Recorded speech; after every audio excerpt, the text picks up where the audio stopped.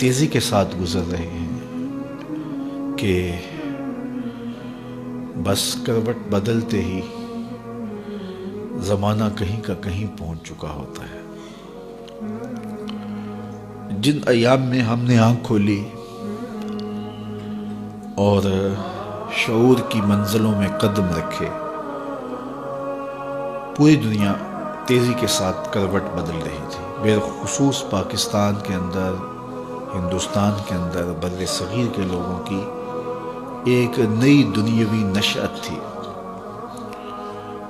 پرانی قدروں کی جگہ نئی قدریں متعارف ہو رہی تھی، خاندانی روایات ٹوٹ رہی تھی اور دنیا گلوبل ولیج بن رہی تھی۔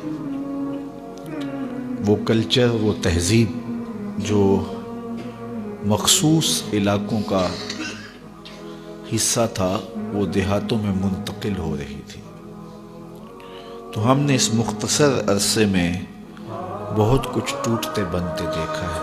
آج سے صرف 30 سال پہلے یا 35 سال پہلے چلے جائیں، اور بالخصوص جو لوگ دیہاتوں میں رہے ہیں، اور اس وقت دور موجود کا کلچر اور 30-35 سال ماضی کا کلچر، اس کا موازنہ کریں تو ہم ایک دنیا سے دوسری دنیا میں منتقل ہو چکے ہیں۔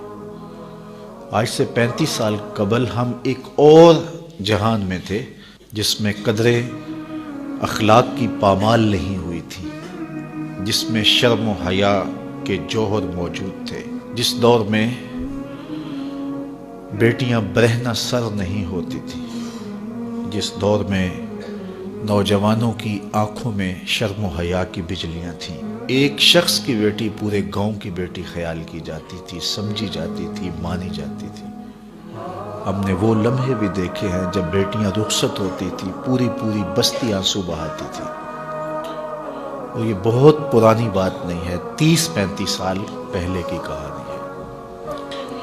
آج نگاہیں آوارہ ہو گئیں، خیالات بے قابو ہو گئے، اور اس امت کا سب سے بڑا فتنہ مال ہے۔ تو مال کی خواہش نے قدریں چھین لی، رشتے چھین لیے، آرزوئیں جو کہ حسن اور جمال کی پیکر تھی، وہ تلخ رنگ میں رنگی گئی، اور ایک عجیب معاشرہ اور معاشرت تشکیل پا گئی۔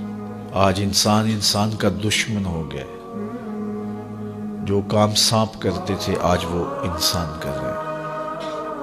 ایک دوسرے کو ڈسنا، ایک دوسرے کی عزت آبرو اچھالنا، اور ایک دوسرے سے نفرت پالنا اور اس کو پروان چڑھانا اس دور کا مشغلہ بن گیا ہے۔ تو جو ہی موسم بدلتے ہیں، رتیں تبدیل ہوتی ہیں، تو ماضی یاد آتا ہے، تو دل کتنا افسردہ ہو جاتا ہے۔ جنہوں نے وہ زمانہ نہیں دیکھا، ان کے لیے تو حالات اور طرح کے ہوں گے، اور جنہوں نے ماضی کی حسین قدریں دیکھی ہیں، ان کے لیے یقیناً یہ دور اتنا آسان دور نہیں ہے۔ لیکن مایوس نہیں ہونا چاہیے، اپنی زندگی کو اللہ اور اس کے رسول کے راستے پہ لگانے کی کوشش کرنی چاہیے، پاکیزہ ماحول کی تلاش میں نکلنا چاہیے۔ اچھا ماحول اچھائی کی قدریں اور اچھائی کی قوتوں کی نشت کا ذریعہ ہوتا ہے، اور برا ماحول اچھے لوگوں کو بھی برا بنا دیتا ہے۔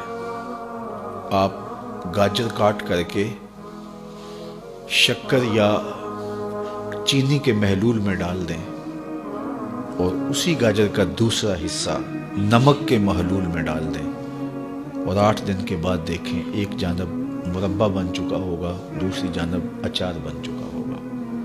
گاجر ایک ہے، لیکن ماحول کے فرق سے اس کی حیت تبدیل ہو گئی۔ پاکیزہ ماحول کے ساتھ جو لوگ وابستہ رہتے ہیں، انہیں خیر ملتی ہے، اور اگر وہ خیر کے کسی ماحول سے وابستہ نہ ہوا، تو شر کا ماحول اس کے تقدس کو اور اس کی پاکیزگی کو، اس کی عفت کو، اس کے شرم و حیا کو اور اس کی اقدار عالیہ کو زائل کر دے گا۔ تو تو صاحب وہ آؤ، اس تھوڑی سی زندگی کو اللہ اور اس کے رسول کے نام پہ گزار